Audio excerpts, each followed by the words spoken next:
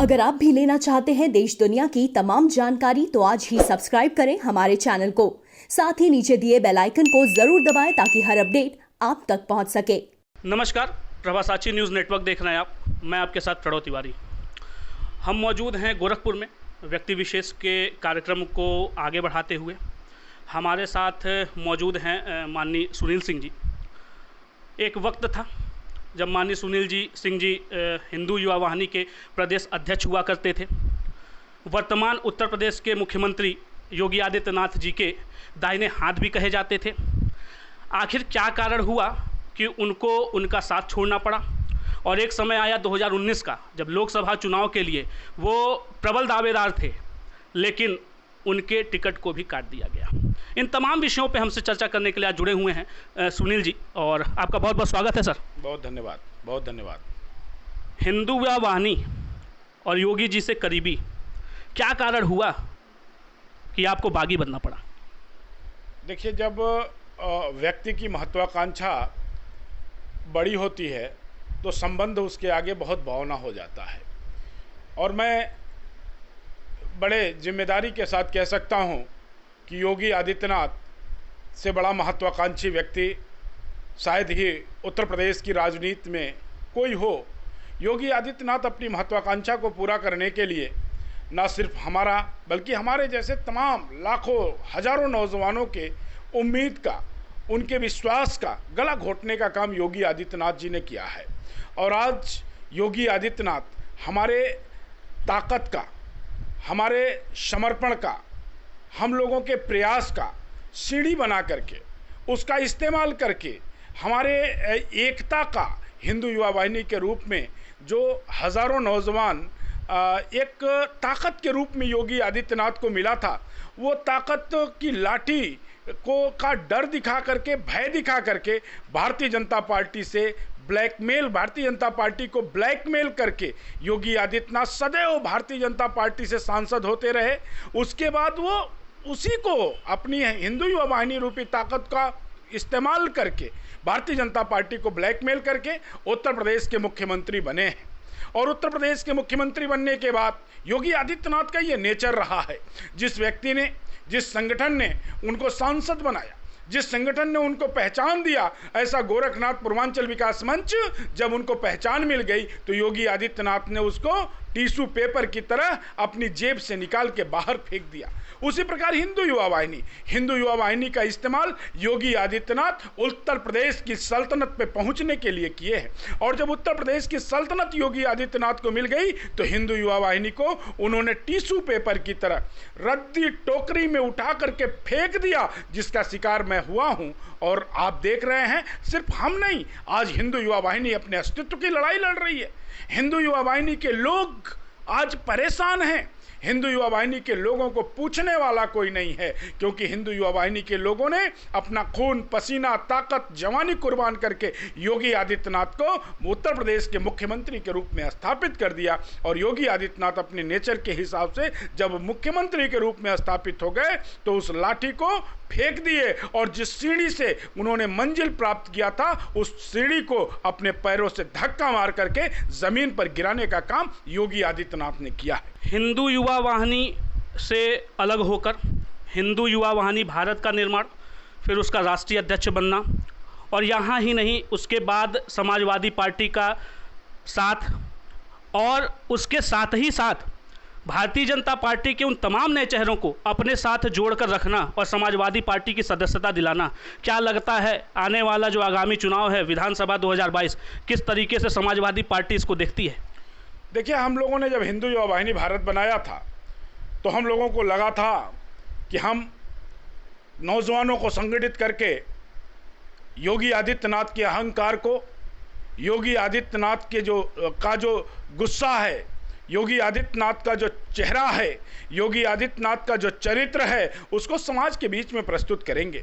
लेकिन आपने देखा, जब हिंदू युवा वाहिनी भारत हमने बनाया तो योगी आदित्यनाथ का डंडा कहर बन करके हमारे और हमारे कार्यकर्ताओं के ऊपर टूट पड़ा। 9 महीने तक हम जेल में रहे। हमारे तमाम साथी विश्वकर्मा बंधु चंदन विश्वकर्मा, सौरभ विश्वकर्मा समेत तमाम दर्जनों कार्यकर्ता जेल के शिकंजे के पीछे जाकर के उनका उत्पीड़न हुआ, उनका शारीरिक उत्पीड़न हुआ, उनका आर्थिक उत्पीड़न हुआ, उनकी संपत्तियां जब्त कर ली गई। ये कार्रवाई योगी आदित्यनाथ ने हिंदू युवा वाहिनी भारत के नाते, हिंदू युवा वाहिनी भारत में हमारी बढ़ती हुई ताकत को देख करके, हमारी बढ़ती हुई लोकप्रियता को देख करके, क्योंकि योगी आदित्यनाथ को विरोधी पसंद नहीं है, योगी आदित्यनाथ को विरोध खत्म करने का उनके अंदर कोई भी गुण नहीं है। योगी आदित्यनाथ विरोध नहीं, विरोधी को खत्म करने में विश्वास करते हैं। तो योगी आदित्यनाथ ने सुनील सिंह को खत्म करने का पूरा मास्टर प्लान बना रखा था। योगी आदित्यनाथ ने जेल के अंदर हमारी हत्या कराने का प्लान बनाया था, जेल के बाहर निकलने के बाद हमारी हत्या कराने का प्लान बनाया। जेल के बाहर जब निकला तो मैं यहां पर जो उपचुनाव हो रहा था उस उपचुनाव को लड़ा, और अपार जन समर्थन जब योगी आदित्यनाथ ने देखा तो योगी आदित्यनाथ ने हमारा पर्चा खारिज करा दिया। हमें लगा कि हम योगी आदित्यनाथ का मुकाबला अकेले नहीं कर सकते, तो हमने देखा योगी आदित्यनाथ के मुकाबले हमारा सहयोग कौन कर सकता है, हमें समर्थन कौन कर सकता है, हमें ताकत कौन दे सकता है, हमें आशीर्वाद कौन दे सकता है। और नौजवानों के प्रेरणा स्रोत अखिलेश यादव जी हमारे सामने दिखाई दिए।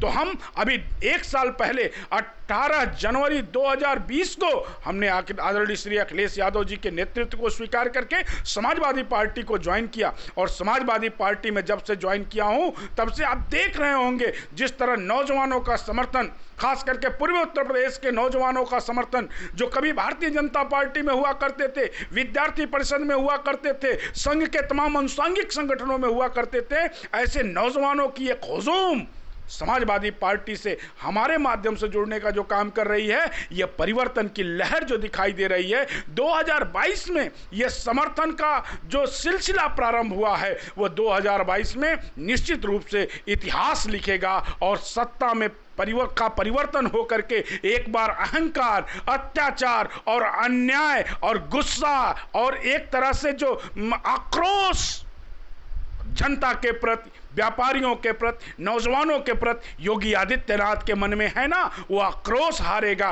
वो अहंकार हारेगा जो योगी आदित्यनाथ को हो गया है। और एक बार फिर विकास की गंगा उत्तर प्रदेश में बहेगी। नौजवानों के का जो सपना है उत्तर प्रदेश में साकार होता हुआ दिखाई देगा। बेरोजगारी समाप्त होगी, व्यापारियों की समस्याएं दूर होगी, माताएं और बहनों की अस्मिता सुरक्षित होगी। आप देखेंगे 2022 में आमूलचूल परिवर्तन आपको दिखाई देगा। और 2022 में उत्तर प्रदेश की सल्तनत पे विकास पुरुष अखिलेश यादव जी को हम नौजवान विराजमान करने का संकल्प लिए हैं, और निश्चित रूप से 2022 में अखिलेश यादव जी को उत्तर प्रदेश की सल्तनत में हम विराजमान करने का काम करेंगे। पंचायती चुनाव भी चल रहा है, त्रिस्तरीय पंचायती चुनाव गोरखपुर महानगर में। आप स्टार प्रचारक के रूप में यहाँ पे देखे भी जा रहे हैं। क्या आह्वान करना चाहेंगे तमाम जनता से? कुछ ही समय बचा है वोटिंग का। देखिए, भारतीय जनता पार्टी का जो जुमला था, जो झूठ था, जो फरेब था, वो अब जनता के सामने है। 4 साल का समय बीत गया उत्तर प्रदेश में। उत्तर प्रदेश के मुख्यमंत्री योगी आदित्यनाथ जी सिर्फ अपने मुंह मियां मिट्टू बनने का काम कर रहे हैं। ये कोविड का दूसरा स्टेप शुरू हुआ है।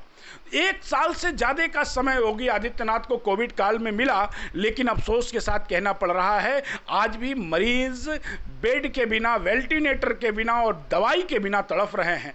योगी आदित्यनाथ को वेंटिलेटर से कोई मतलब नहीं है। योगी आदित्यनाथ को उत्तर प्रदेश में स्वास्थ्य सुविधाएं बेहतर हों, उससे कोई मतलब नहीं है। योगी आदित्यनाथ तो स्टार बनना चाहते हैं, स्टार प्रचार के, और वह स्टार के प्रचार के स्टार हैं जो पश्चिम बंगाल में जाकर के, तमिलनाडु में जाकर के, आसाम में जाकर के इसका प्रचार करके भारतीय जनता पार्टी की सरकार बना रहे हैं। लेकिन यहाँ उत्तर प्रदेश हार रहा है। उत्तर प्रदेश का गरीब तड़फ रहा है, उत्तर प्रदेश का नागरिक तड़प रहा है। आज उत्तर प्रदेश के नागरिकों को बेड नहीं है, उत्तर प्रदेश के नागरिकों को डॉक्टर नहीं है, उत्तर प्रदेश के नागरिकों को दवाई नहीं है। आज दवाई के बिना, डॉक्टर के बिना, वेंटिलेटर के बिना, ऑक्सीजन के बिना आज उत्तर प्रदेश का नागरिक तड़प रहा है, मौत के गाल में समा रहा है। और उत्तर प्रदेश का मुख्यमंत्री आज टीका उत्सव मनाने का काम कर रहे हैं। उत्तर प्रदेश के मुख्यमंत्री को कोरोना पॉजिटिव हुआ है। ईश्वर से प्रार्थना करता हूं कि जल्दी स्वस्थ हो जाए। लेकिन उत्तर प्रदेश के मुख्यमंत्री ने जिस तरह से कहा था कि हम कोरोना का जंग जीत गए, उत्तर प्रदेश के मुख्यमंत्री का वह जो दावा था वो दावा खोखला साबित हुआ। उत्तर प्रदेश के मुख्यमंत्री झूठ बोलने का काम करते हैं। उत्तर प्रदेश के मुख्यमंत्री का झूठ सामने आया। स्वयं उत्तर प्रदेश के मुख्यमंत्री कोरोना पॉजिटिव हुए हैं। ईश्वर करे कि वो जल्दी स्वस्थ हो जाए, लेकिन उनकी सच्चाई, उनकी असलियत और कोरोना के लिए से निपटने के लिए उन्होंने जो प्लान बना रखा था उसकी पोल खुल गई उत्तर प्रदेश में। योगी आदित्यनाथ के पास ना कोई विजन है, योगी आदित्यनाथ के पास ना कोई मिशन है। योगी आदित्यनाथ सिर्फ नफरत फैला करके अपनी राजनीतिक रोटी सेकना चाहते हैं। योगी आदित्यनाथ का वो दिन लग चुका। कल त्रिस्तरीय पंचायत चुनाव का प्रथम चरण है। जिस जनपद में त्रिस्तरीय पंचायत चुनाव का प्रथम चरण हो रहा है वहां के मतदाताओं से मैं अपील करना चाहता हूं कि आपका यह सेमीफाइनल है।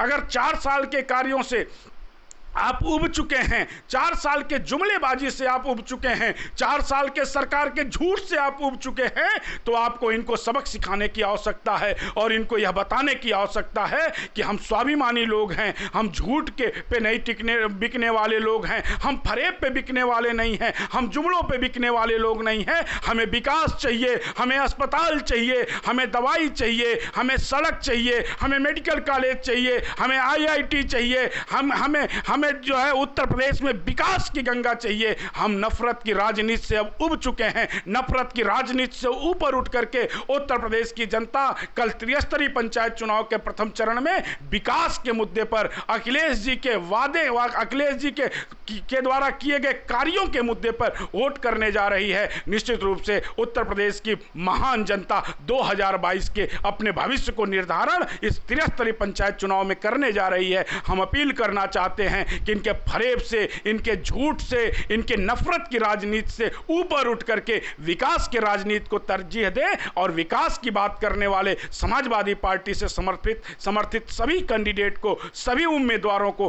अपना समर्थन दे और 2022 के दरवाजे को यहीं से खोलने का काम उत्तर प्रदेश की महान जनता करने जा रही है और वो समय का इंतजार कर रही है। गांव की सरकार उत्तर प्रदेश की जनता बनाएगी और समाजवादी पार्टी की सरकार यही जनता 2022 में दिल्ली की सल्तनत में अखिलेश जी को विराजमान करा करके बनाने जा रही है। एक व्यक्तिगत प्रश्न अंतिम अपने इस कार्यक्रम में, समाजवादी पार्टी का साथ, यदि पार्टी के द्वारा आपको एक बड़ा दायित्व दिया जाता है आगामी चुनाव को लेके, या विधानसभा हो चाहे लोकसभा हो, किस प्रकार से आप निर्वहन करेंगे? देखिए, हम सरकार बनाने जा रहे हैं और सरकार बनाने की दृष्टि में जितना भी प्रयास मेरे से हो सकता है, जितना भी काम मैं समाजवादी पार्टी के लिए कर सकता हूं, उतना काम मैं कर रहा हूं। और जिस तरह से नौजवानों का विश्वास अखिलेश जी के तरफ और समाजवादी पार्टी के तरफ और अखिलेश जी के द्वारा कराए गए कार्यों के तरफ जिस तरह से नौजवान डाइवर्ट हो रहा है ना, हमें सिर्फ नौजवानों को सही दिशा दिखाने की आवश्यकता है और इनके नफरत को, इनके जुमले को, इनके झूठ को नौजवानों के बीच में, प्रदेश के नागरिकों के बीच में प्रस्तुत करने की ज़रूरत है। हम उसको प्रस्तुत करके विकास की सरकार बनाने के दिशा में आगे बढ़ रहे हैं। निश्चित रूप से हमारी विजय होगी और समाजवादी पार्टी की सरकार 2022 में बनेगी। हमसे तमाम मुद्दों पर बात करने के लिए सुनील जी आपका बहुत बहुत धन्यवाद। बहुत धन्यवाद, बहुत धन्यवाद। आप देख रहे थे, हमारे साथ बेबाकी से अपनी बात रखने वाले सुनील सिंह जी थे। गोरखपुर से प्रणव तिवारी, प्रभा साची न्यूज़ नेटवर्क।